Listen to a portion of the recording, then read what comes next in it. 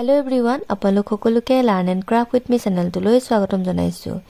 এই ভিডিঅ'ত আমি আলোচনা কৰিব ওলাইছো ক্লাছ 8 ৰ মেথছৰ চেপ্টাৰ নম্বৰ 1। ইয়াৰ নাম আছিল পৰিমেয় সংখ্যা।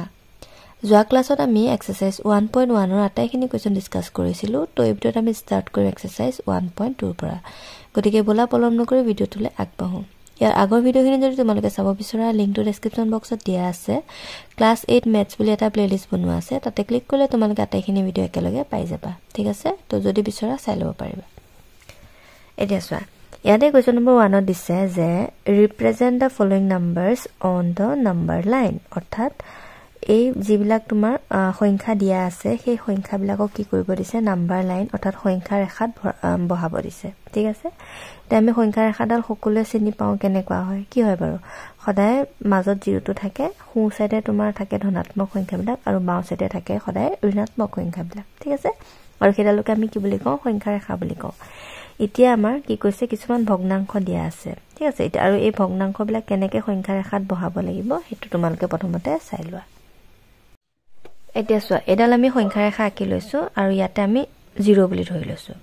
এতিয়া সংখ্যাটো মন কৰা সংখ্যাটো ধনাত্মকত আছে মানে প্লাসৰ সংখ্যা। গতিকে কি হ'ব সদায় সোঁ সাইডে থাকিব।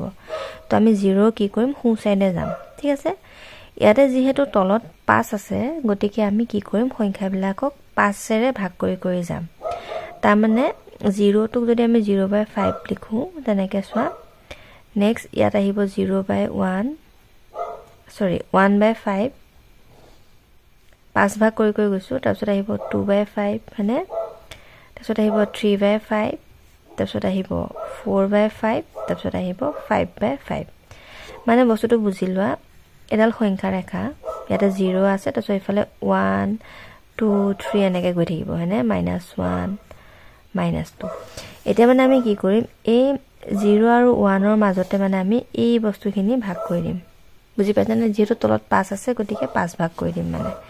এতিয়া ইয়াতে যদি 5 তুমি চোৱা কটা গৈ পেলে থাকিব কিমান 5 * 5 তাৰ মানে এই পইণ্টটো তোমাৰ কিমান আহিব 1 আহিব। বুজি পালানে? এই 0 আৰু 1 ৰ মাজৰ মানে যিটো ঘৰ আছে সেই ঘৰটোক আমি এনেকৈ সৰুকে ভাগ কৰি ললো। ঠিক আছে? তোমালোকে স্কেলেৰে ধুনীয়াকৈ 1 সেন্টিমিটাৰ 1 সেন্টিমিটাৰ একে ধৰি ল'বা দেই। তাৰপিছত আহিলে 5/5 তাৰপিছত আহিব 6/5 তাৰপিছত আহিব 7/5 বুজি পাইছানে? তাৰপিছত আহিব 8/5 তোমালোকে ধুনীয়াকৈ জুখি ল'বা 1 সেন্টিমিটাৰকে 9/5 তাৰপিছত 10/5। এতিয়া এইটো যদি আমি কাটি দিওঁ 5ৰে 10ক কেইবাৰ যাব দুবাৰ যাব। তাৰ মানে এই পইণ্টটো আহিব কি 2। বুজি পালানে? এইটো 0 আৰু 1 দিছে এইটো এই মাজত মানে আমি এইখিনি সংখ্যা উলিয়াই ললো। বুজি পালা? কি কৰিব লাগিব তোমালোকে সদায় তলৰ সংখ্যাটো চাবা যিমান থাকে সিমানটা 0 আৰু 1 ৰ মাজত ভাগ কৰি দিবা। সিমানে আৰু হল। এটা 9/5 আছে এটা 9/5 তে এটা বিচাৰিলে তোমাৰ আনসাৰটো ওলাই যাব। হলনে? এনেকৈ কাৰ্চন দি পেলাই লিখি দিবা 5/9 বা 9/5। বুজি পালা? এইটো হৈ গ'ল তোমাৰ আনসাৰ। নেক্সট চোৱা কোৱেশ্চন নম্বৰ 2 দিছে তোমাৰ -2/13 হল। এটা মন কৰা সংখ্যাটো তোমাৰ কি হৈ আছে ঋণাত্মকত দিছে। তাৰ মানে কি হ'ব সংখ্যাটো কোনফালে থাকিব বাওঁ সাইডে থাকিব। তো আমি 0 টো ইয়াতে পাতিম হল।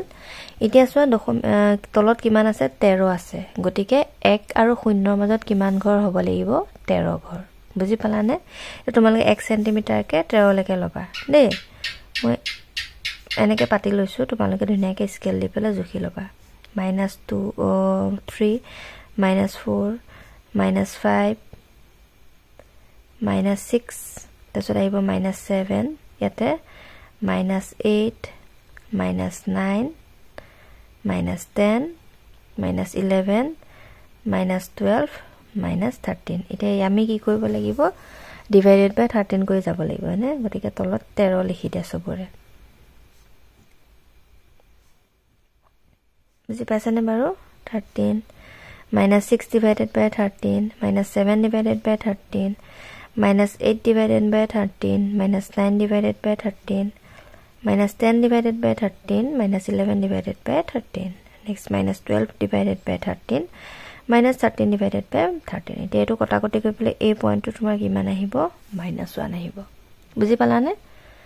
একদম সহজ হয়নে তলৰ সংখ্যাটো চাই পেলে খালি 0 আৰু 1 হক বা -1 ৰ মাজত হিমানটা ভাগ কৰি লবা হল তোমাৰ দিলে -2/13 এতিয়া ইয়াত আছে -2/13 বুজি পালা এই পইণ্টটো হৈ গল তোমাৰ কিমান -2/13 বুজি পালা এইটো হৈ গল তোমাৰ আনসাৰ নেক্সট কোৱেশ্চন নম্বৰ 3 টো চাই লোৱা নেক্সট 3 নম্বৰ দিছে -5/7 এতিয়া আমি তলৰ সংখ্যাটো চাও ইয়াতে কিমান আছে 7 আছে আৰু সংখ্যাটো তোমাৰ ঋণাত্মক মানে মাইনাসত আছে গতিকে আমি 0 ৰ বাও সাইডে লম আৰু তলত যেটো 7 আছে গতিকে আমি কি ভাগ কৰিব লাগিব 0 আৰু 1 ৰ মাজত 7 ভাগ হল এতিয়া চাই যাবা এটো কিমান আহিব -1/7 হল তাতে এটো আহিব তোমাৰ -2/7 হল নেক্সট আহিব -3/7 next -4/7 1 centimeter के धुनियाके धरिबा -5/7 -6/7 next আহিব -7/7 এটা কটা গৈ থাকিলে কিমান 1 হল এতিয়া চোৱা মানে এটো -1 পইণ্ট আৰু এটো 0 এটো -1 তাৰ মাজত আমি বিচাৰিব লাগিব -5/7 এতিয়া ইয়াতে -5/7 কত আছে ইয়াত আছে হল গতিকে এটো হৈ গল কি ইয়াৰ আনসাৰ নেক্সট আছে -1/3 মাইনাসত যেহেতু আছে গতিকে আমি কি কৰিম বাও সাইডে লম কিমান আছে সো তলত 3 আছে তাৰ মানে তুমি কি কৰিব লাগিব 0 আৰু 1 ৰ মাজত -1 ৰ মাজত 3 ঘৰ লব লাগিব মানে এটো কিমান আহিব -1/2 -2/3 -3/3 কটাকটি গৈ পেলে কিমান হ'ব -1 তেতে -1/3 এটো হল এটো হৈ গল কি ইয়াৰ বিন্দু হল নেক্সট ওয়াট 3/2 এতিয়া ইয়াতে সংখ্যাটো চোৱা ধনাত্মক সংখ্যা গতিকে আমি কি কৰিব লাগিব সোঁ সাইডে যাব লাগিব হল 2 আছে তলত গতিকে আমি কি কৰিম দুভাগ কৰিম হল 1 আৰু 2 ৰ মাজত দুভাগ কৰিম এতিয়া এটো কিমান আহি গল 1/2 তাৰছত আহি গল 2/2 তাৰছত এতিয়া যেহেতু তলত আৰু বেলেগ সংখ্যা আছে গতিকে আমি আকৌ পাতো -3/2 sorry 3/2 4/2 এটো এটা কটা গৈ পেলে ইয়াতে হৈ গল 2 আৰু এটো পইণ্ট আহি গল তোমাৰ 3/2 বুজি পালা এটো হৈ গল ইয়াৰ আনসাৰ ঠিক আছে নেক্সট কোৱেশ্চন নম্বৰ 2 টো চাই লোৱা ইয়াতে তোমালোকৰ দিছে ৰাইট 5 ৰেশনাল নাম্বাৰস বিটুইন দা ফলোইং নাম্বাৰস তাত কি কৈছে আমাৰ পাঁচটা পৰিমেয় সংখ্যা লিখিব দিছে এই যিকিটা তোমাৰ সংখ্যা দিয়া আছে হিহঁতৰ মাজৰ পাঁচটা পৰিমেয় সংখ্যা ৰেশনাল নাম্বাৰ এতিয়া আমি কেনে কৰিম প্ৰথমতে চাই লোৱা এতিয়া চোৱা তোমালোকৰ যেতিয়া এনেকে পৰিমেয় সংখ্যা উলিয়াব দিব তোমালোকে কি কৰিবা জানানে ইয়াতে তোমাৰ চাই লবা ইয়াতে তলত তোমাৰ আছে 5 আৰু ইয়াতে তোমাৰ আছে 3 হল এতিয়া আমি কি কৰিব লাগিব মানে হৰ বিলাক একে কৰিব লাগিব মানে তলৰ সংখ্যা বিলাক একে কৰিব লাগিব হল এতিয়া যেটো সংখ্যা আছে আকৌ পাতি লোৱা পুনৰ এতিয়া চোৱা আমি কি কৰিম হল ইয়াতে আছে 3 ইয়াতে আছে 5 এটা 5 ৰ লগত যদি 3 পূৰণ কৰি দিয়া তেতিয়া তুমি কিমান পাবা 5 3 গুণ 15 হল তে ইয়াতো তোমাক কি কৰিব লাগে 15 বনাব লাগে তো ইয়াত 15 কৰিব কাৰণে ইয়াৰ লগত কিমান পূৰণ কৰিব লাগিব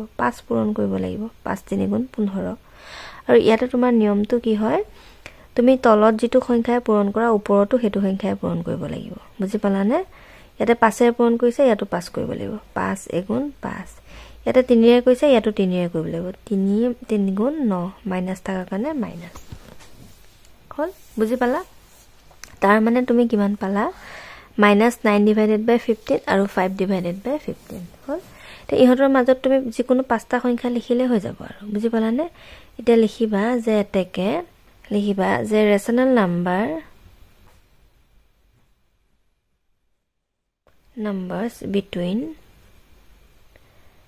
-3/5 and 1/3 are হল এটা লিখিলে হল আৰু এটা তুমি মন কৰিবা -9 আৰু 5 এটা তলৰ গিটা বাদ দিয়া ওপৰৰ গিটা ধৰি লোৱা হা ওপৰত এটা তোমাৰ আছে -9 আৰু এফালে আছে 5 তুমি যদি এনেকে চাই লোৱা সংখ্যাৰ ৰেখাডাল ইয়াতে তোমাৰ মাজতে 0 এটা আহিব হয়নে তাৰছত এফালে কিমান আহিব -7 sorry -8 -7 -6 এনেকে গৈ গৈ 0 পাব তাৰছত 1 2 3 এনেকে আহিব হল গতিকে আমি ইয়াতে কি লিখিম -9 পাইছা নহয় তাৰপিছত লিখিবা -8 divided by 15 হ'ল তাৰপিছত এনেকৈ লিখিবা -7 divided by 15 এনেকৈ লিখি লিখি গৈ থাকিলে হ'ল আৰু -6 divided by 15 -5 divided by 15 তাৰপিছত আহিব 4টা হ'ল আৰু এটা লিখি দিয়া -4 divided by 15 বুজি পালা এটো হৈ গ'ল ইয়াৰ আনসাৰ ঠিক আছে নেক্সট চোৱা নেক্সট তোমালোকৰ 2 নম্বৰত দিছে -2 divided by 3 and 5 divided by 3 হ'ল এটা এটো সংখ্যা মন কৰা তোমাৰ হৰক এটা মিলি আছে হয়নে মিলি থাকিলে তোমাৰ সহজ হ'ব আৰু বুজি পাইছানে একো কৰিব নালাগে ডাইৰেক্ট লিখিলে হ'ল তাৰ মানে তুমি কিমান পাই আছা -2 divided by 3 আৰু আনটো 5 divided by 3 এটা তুমি সংখ্যাৰ ৰেখাডাল ভাবি লোৱা -2 হলে তোমাৰ 0 এফালে থাকিব হয়নে এটো -2 আৰু 5 হলে এফালে 1 2 3 4 5 হ'ল এই ভিতৰৰ সংখ্যাখিনি দিছানে এই ভিতৰত যিকোনো পাঁচটা সংখ্যা লিখিলে হ'ল আৰু এটা লিখিবা যে এটাকে ৰেশনাল numbers between